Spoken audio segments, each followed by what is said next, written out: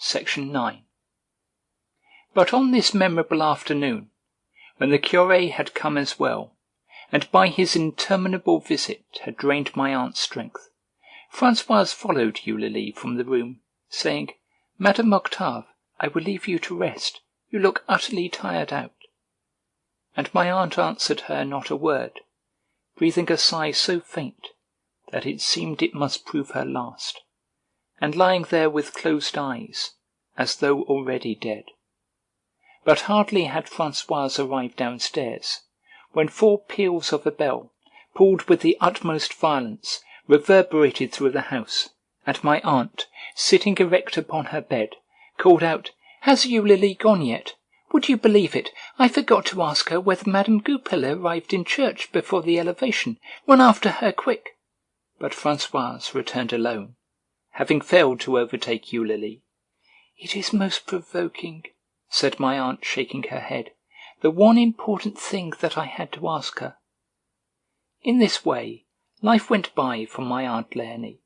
always the same, in the gentle uniformity of what she called, with a pretence of deprecation, but with a deep tenderness, her little jog-trot. Respected by all and sundry, not merely in her own house, where every one of us, having learned the futility of recommending any healthier mode of life, had become gradually resigned to its observance,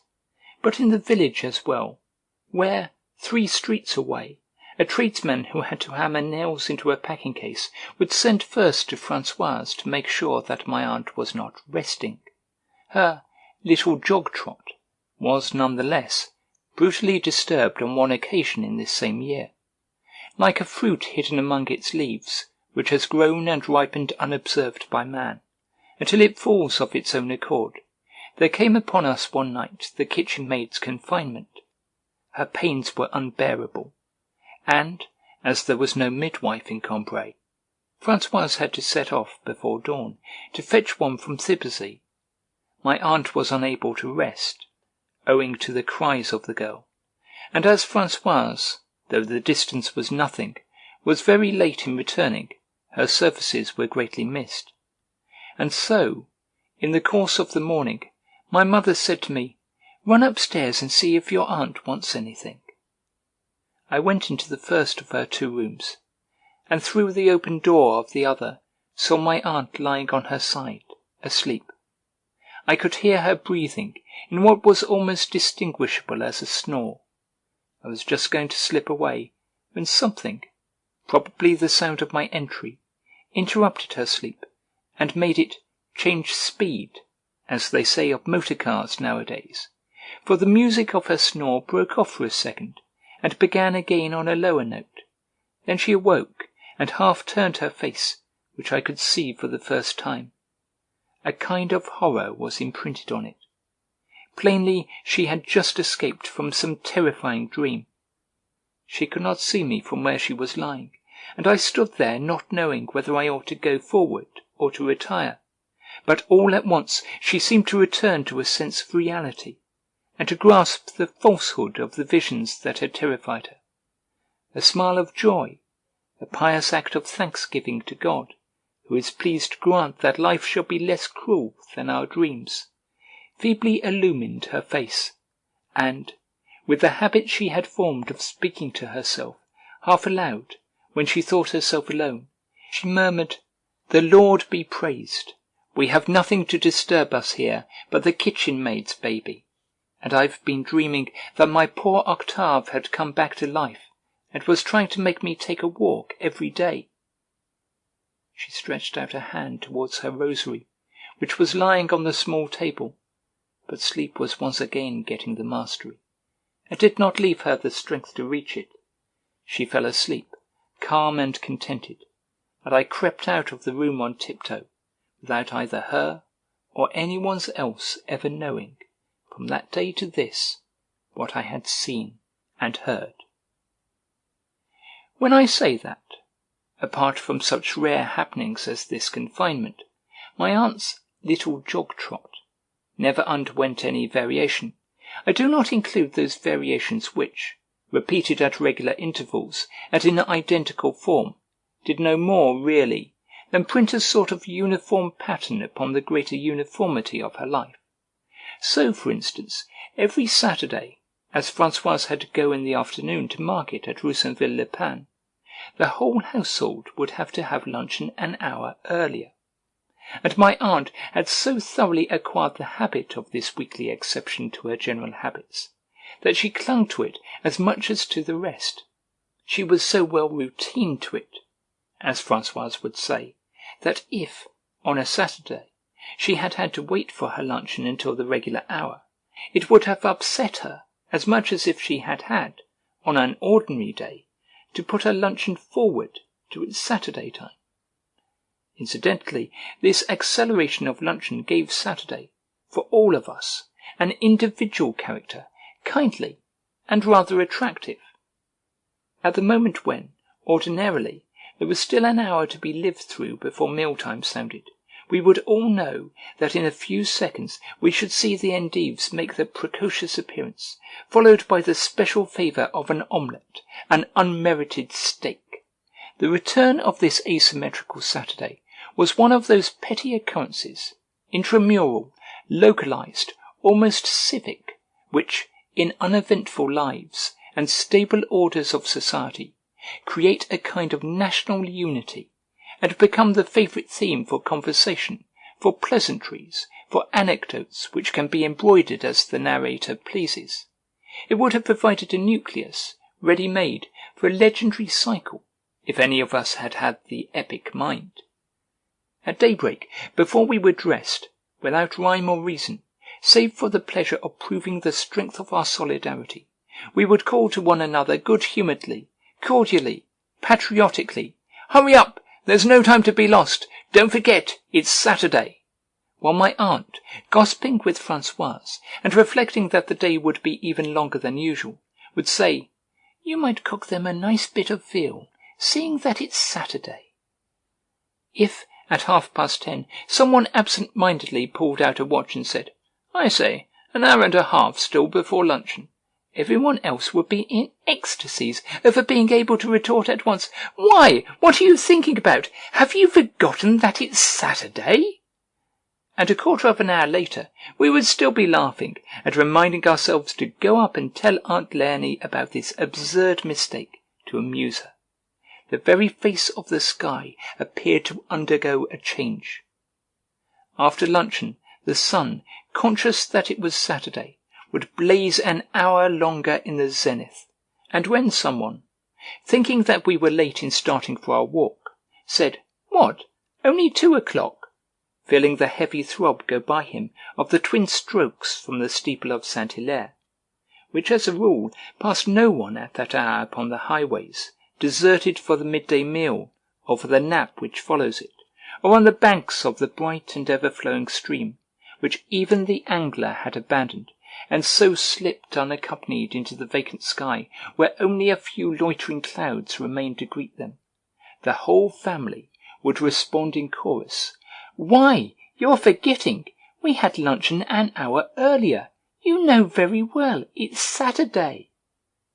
The surprise of a barbarian, for so we termed everyone who was not acquainted with Saturday's special customs, who had called at 11:00 to speak to my father, and had found us at table, was an event which used to cause Françoise as much merriment as, perhaps, anything that had ever happened in her life. And if she found it amusing that the nonplussed visitor should not have known, beforehand, that we had our luncheon an hour earlier on Saturdays, it was still more irresistibly funny that my father himself, fully as she sympathized from the bottom of her heart with the rigid chauvinism which prompted him, should never have dreamed that the barbarian could fail to be aware of so simple a matter, and so had replied, with no further enlightenment of the other's surprise at seeing us already in the dining-room, "You see, it's Saturday." On reaching this point in the story, Françoise would pause to wipe the tears of merriment from her eyes, and then, to add to her own enjoyment, would prolong the dialogue, inventing a further reply for the visitor to whom the word Saturday had conveyed nothing. And so far from our objecting to these interpolations, we would feel that the story was not yet long enough, and would rally her with, "Oh, but surely he said something else as well. There was more than that, the first time you told it." My great-aunt herself would lay aside her work and raise her head and look on at us over her glasses. The day had yet another characteristic feature, namely, that during May we used to go out on Saturday evenings after dinner to the Month of Mary devotions.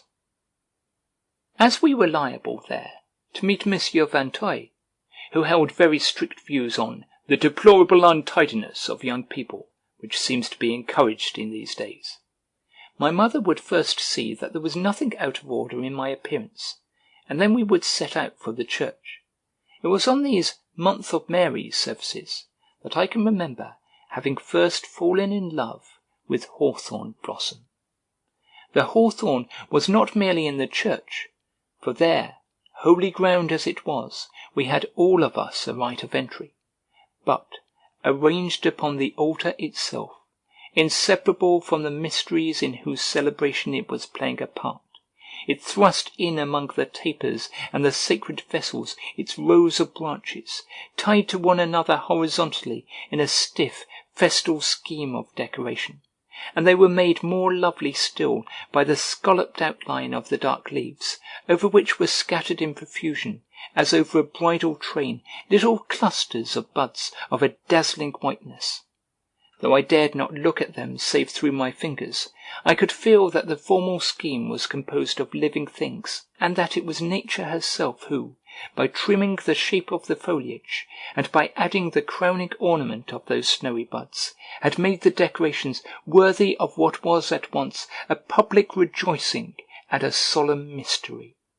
Higher up on the altar, a flower had opened here and there with a careless grace, holding so unconcernedly, like a final, almost vaporous bedizening, its bunch of stamens, slender as gossamer, which clouded the flower itself in a white mist, that in following these with my eyes, in trying to imitate, somewhere inside myself, the action of their blossoming, I imagined it as a swift and thoughtless movement of the head, with an enticing glance from her contracted pupils, by a young girl in white, careless and alive. Monsieur Vinteuil had come in with his daughter, and had sat down beside us. He belonged to a good family, and had once been music-master to my grandmother's sisters, so that when, after losing his wife and inheriting some property, he had retired to the neighbourhood of Combray, we used often to invite him to our house, but with his intense prudishness he had given up coming, so as not to be obliged to meet Swann, who had made what he called a most unsuitable marriage, as seems to be the fashion in these days. My mother, on hearing that he composed, told him by way of a compliment that, when she came to see him, he must play her something of his own. Monsieur Vinteuil would have liked nothing better, but he carried politeness and consideration for others to so fine a point, always putting himself in their place, that he was afraid of boring them, or of appearing egotistical, if he carried out, or even allowed them to suspect, what were his own desires. On the day when my parents had gone to pay him a visit, I had accompanied them, but they had allowed me to remain outside, and as Monsieur Vinteuil's house, Montjouvain, stood on a site actually hollowed out from a steep hill covered with shrubs, among which I took cover, I had found myself on a level with his drawing-room, upstairs and only a few feet away from its window. When a servant came in to tell him that my parents had arrived, I had seen Monsieur Vinteuil run to the piano and lay out a sheet of music so as to catch the eye. But as soon as they entered the room, he had snatched it away and hidden it in a corner. He was afraid, no doubt, of letting them suppose that he was glad to see them only because it gave him a chance of playing them some of his compositions, and every time that my mother, in the course of her visit, had returned to the subject of his playing, he had hurriedly protested, "I cannot think who put that on the piano. It is not the proper place for it at all," and had turned the conversation aside to other topics, simply because those were of less interest to himself. His one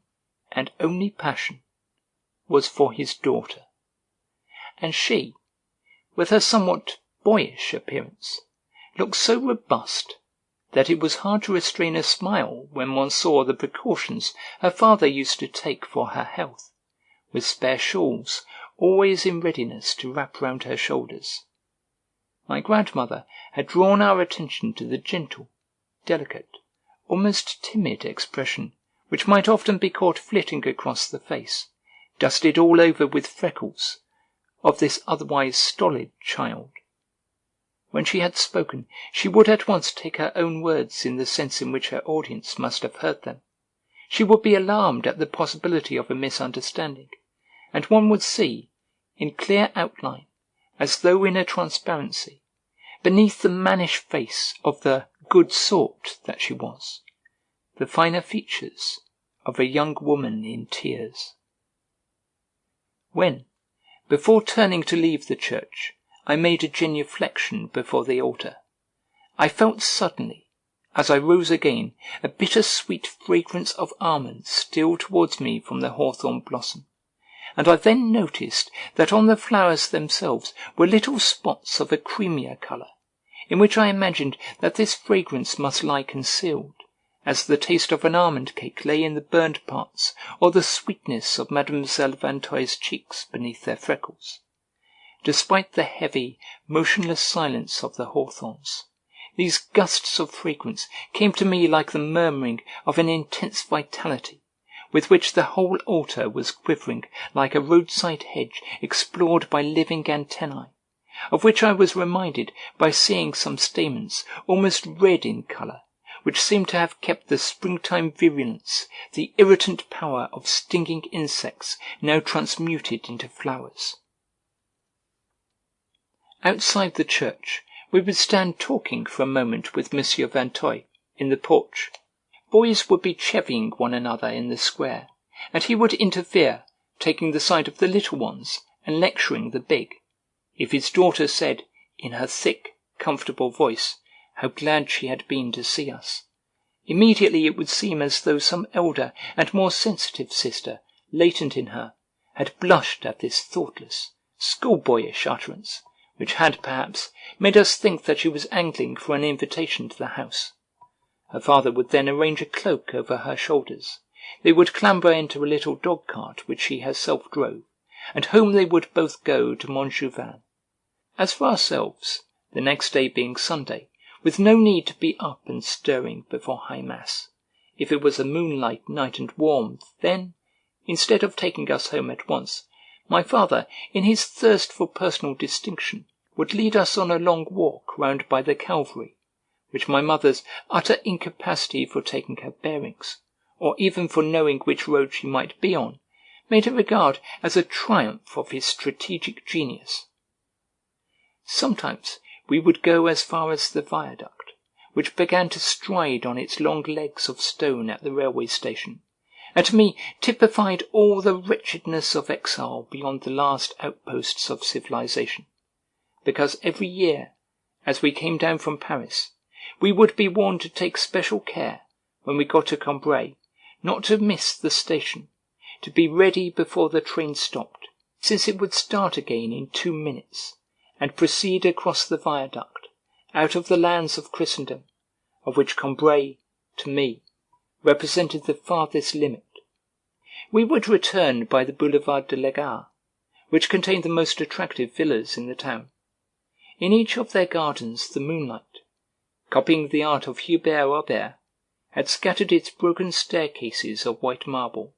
its fountains of water and gates temptingly ajar. Its beams had swept away the telegraph office. All that was left of it was a column, half shattered, but preserving the beauty of a ruin which endures for all time. I would by now be dragging my weary limbs, and ready to drop with sleep. The balmy scent of the lime trees seemed a consolation which I could obtain only at the price of great suffering and exhaustion, and not worthy of the effort.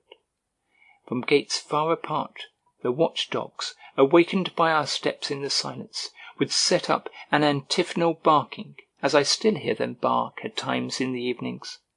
and it is in their custody,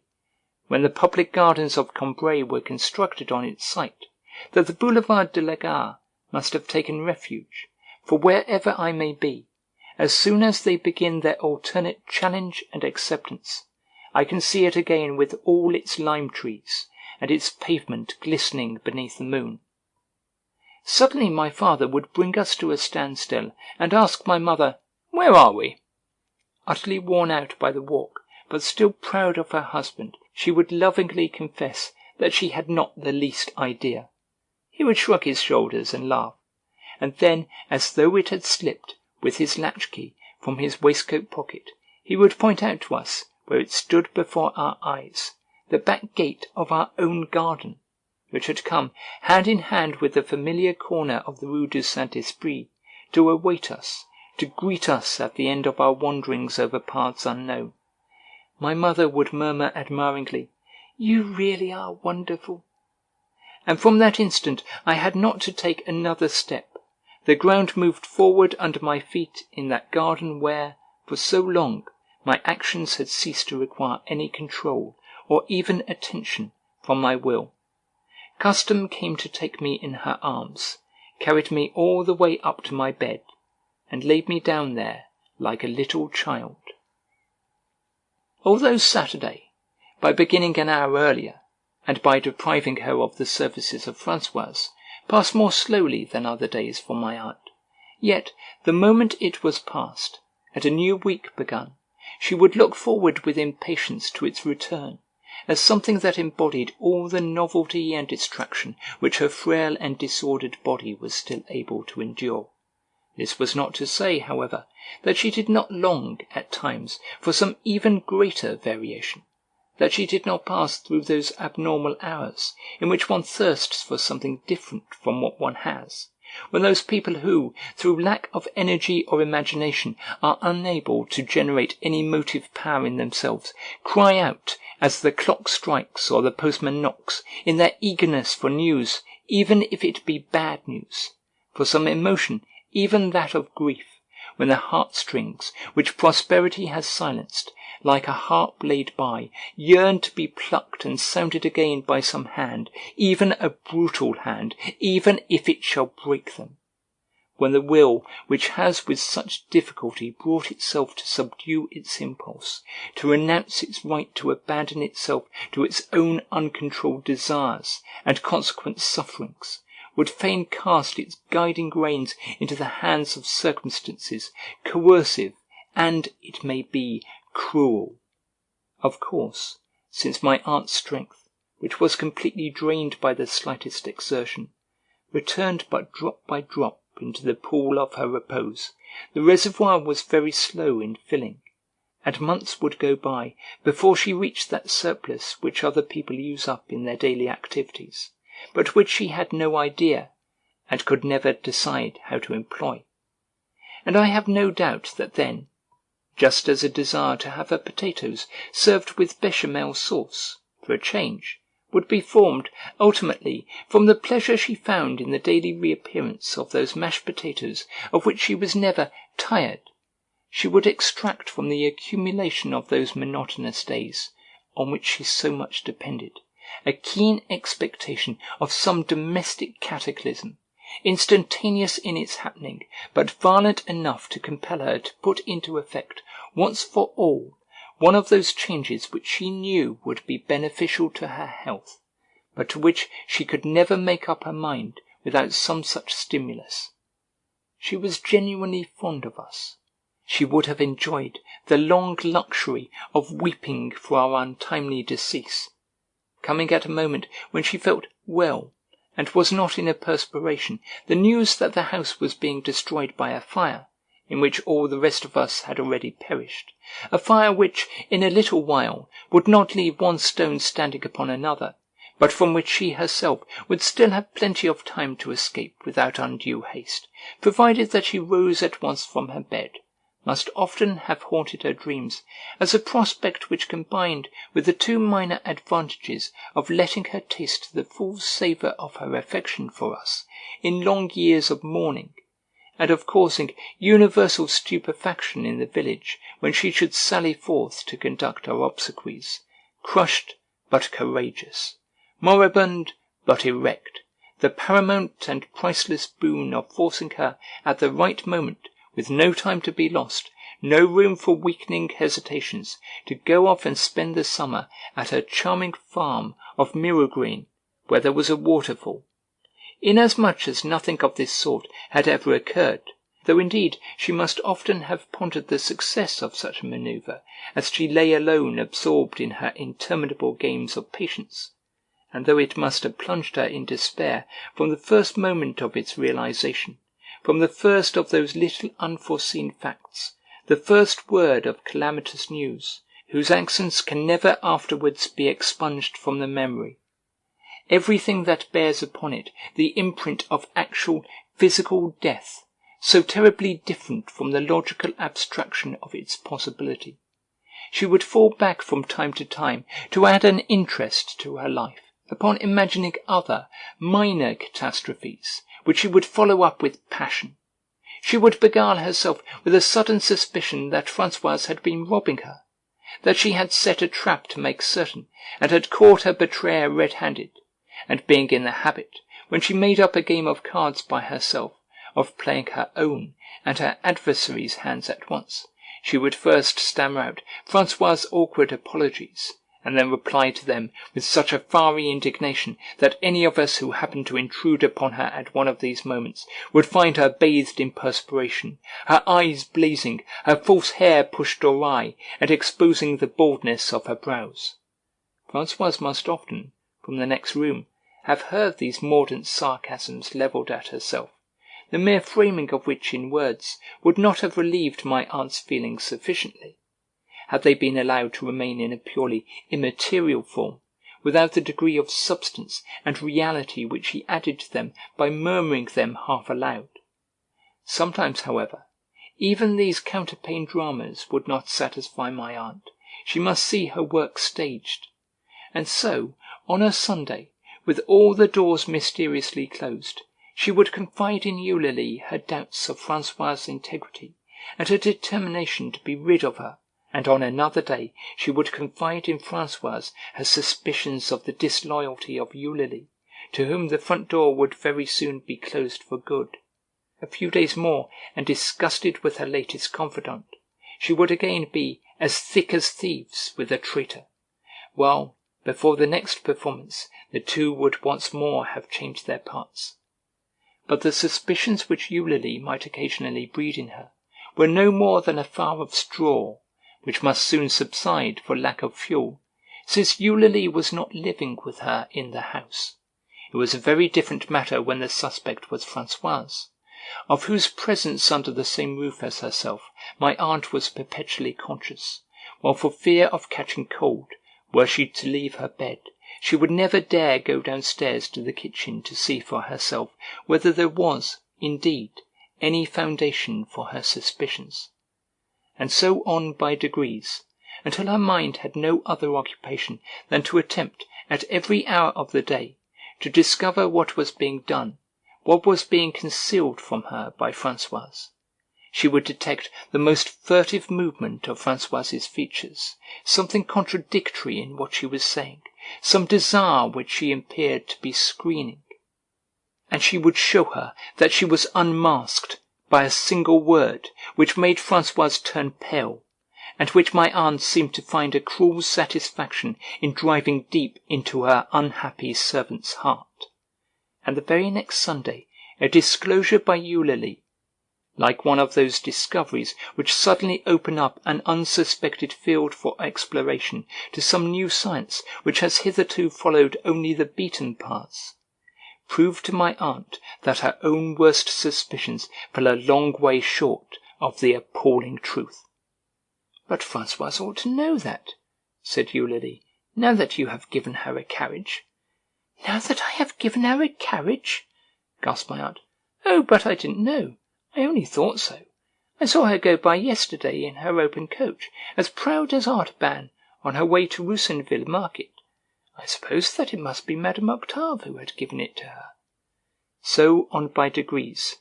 until Françoise and my aunt, the quarry and the hunter, could never cease from trying to forestall each other's devices, My mother was afraid lest Françoise should develop a genuine hatred of my aunt, who was doing everything in her power to annoy her. However that might be, Françoise had come, more and more, to pay an infinitely scrupulous attention to my aunt's least word and gesture. When she had to ask her for anything, she would hesitate first for a long time, making up her mind how best to begin. And when she had uttered her request, she would watch my aunt covertly, trying to guess from the expression on her face what she thought of it, and how she would reply.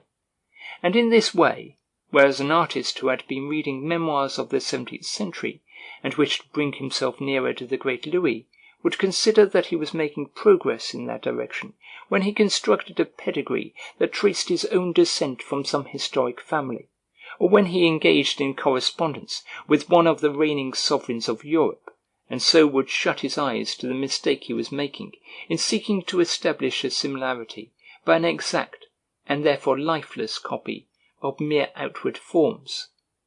A middle-aged lady in a small country town, by doing no more than yield whole-hearted obedience to her own irresistible eccentricities, and to a spirit of mischief engendered by the utter idleness of her existence, could see, without ever having given a thought to Louis XIV, the most trivial occupations of her daily life, her morning toilet, her luncheon, her afternoon nap, assume, by virtue of their despotic singularity, something of the interest that was to be found in what Saint-Simon used to call the machinery of life at Versailles, and was able, too, to persuade herself that her silence, a shade of good humour or of arrogance on her features, would provide Françoise with matter for a mental commentary as tense with passion and terror as did the silence, the good humour, or the arrogance of the king when a courtier, or even his greatest nobles, had presented a petition to him at the turning of an avenue at Versailles. One Sunday,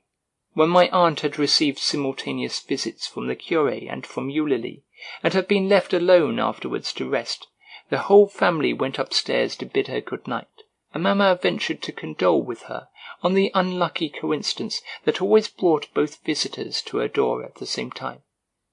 "I hear that things went wrong again to-day, Léonie," she said kindly. "You have had all your friends here at once." And my great-aunt interrupted with, "Too many good things."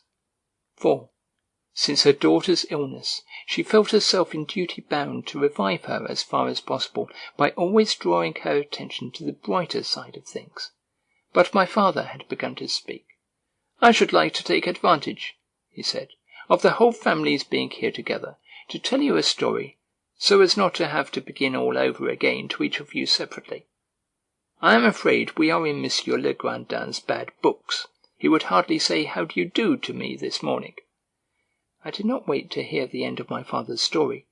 for I had been with him myself after Mass when we had passed Monsieur Legrandin.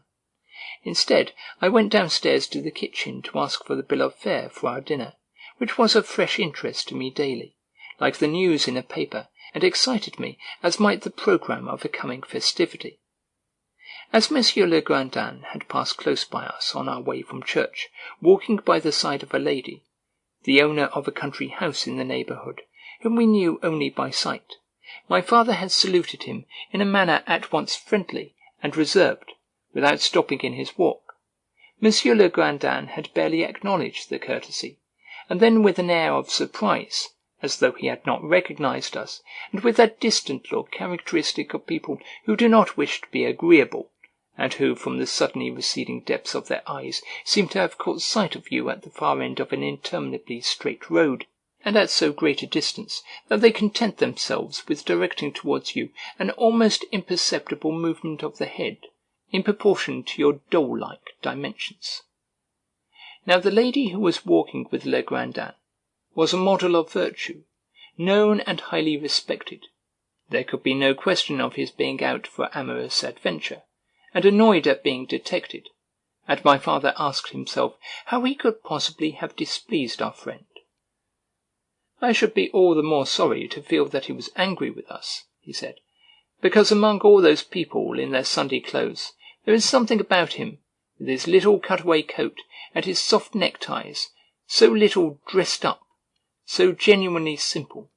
an air of innocence almost, which is really attractive. But the vote of the family council was unanimous, that my father had imagined the whole thing, or that Le Grand Dame, at the moment in question, had been preoccupied in thinking about something else. Anyhow, my father's fears were dissipated no later than the following evening. As we returned from a long walk, we saw, near the Pont Vieux, Le Grand Dame himself, who on account of the holidays was spending a few days more in Combray. He came up to us with outstretched hand. "Do you know, master book-lover," he asked me, "this line of Paul Desjardins? Now are the woods all black, but still the sky is blue. Is not that a fine rendering of a moment like this? Perhaps you have never read Paul Desjardins. Read him, my boy, read him. In these days he is converted, they tell me, into a preaching friar, but he used to have the most charming water-colour touch.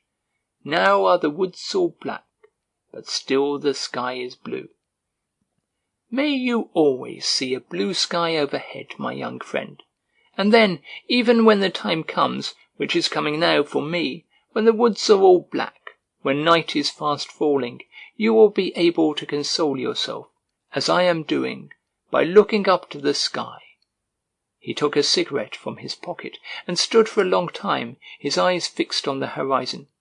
"Good-bye, friends!" he suddenly exclaimed, and left us.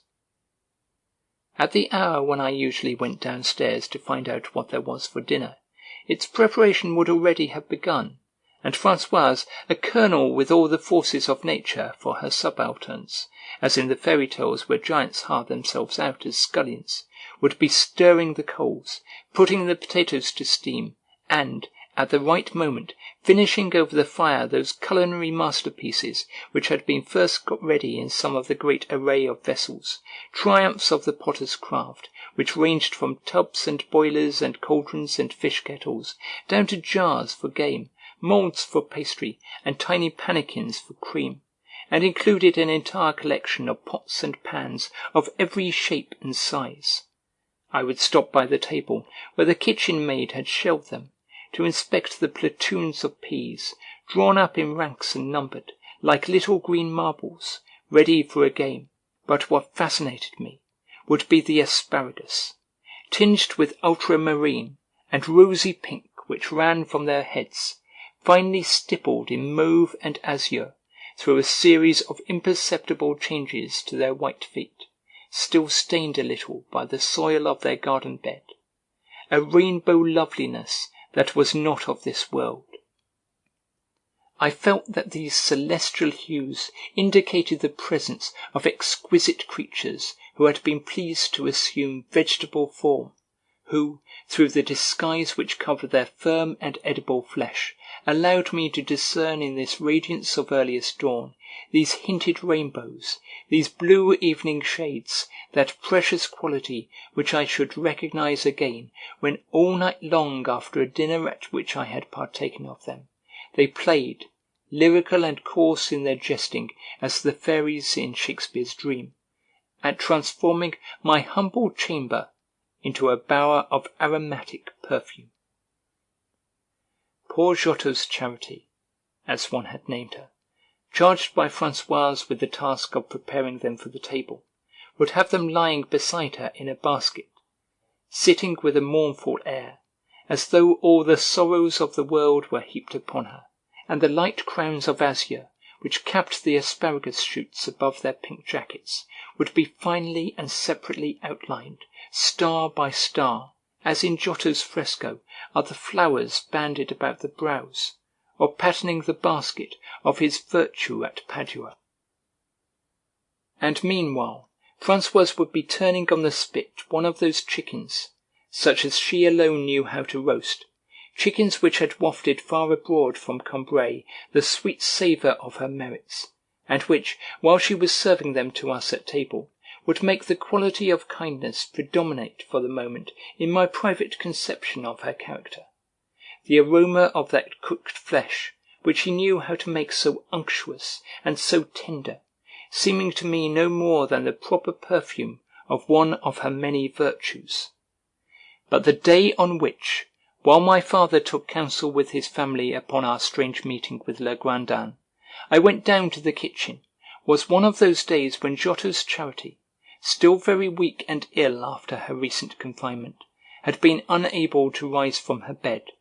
Françoise, being without assistance, had fallen into arrears. When I went in, I saw her in the back kitchen, which opened onto the courtyard, in process of killing a chicken. By its desperate and quite natural resistance, which Françoise, beside herself with rage as she attempted to slit its throat beneath the ear, accompanied with shrill cries of "Filthy creature! Filthy creature!" it made the saintly kindness and unction of our servant rather less prominent than it would do, next day at dinner, when it made its appearance in a skin gold-embroidered like a chasuble, and its precious juice was poured out drop by drop as from a pyx. When it was dead, Françoise mopped up its streaming blood, in which, however, she did not let her rancour drown, for she gave vent to another burst of rage, and gazing down at the carcass of her enemy, uttered a final "Filthy creature!" End of section 9.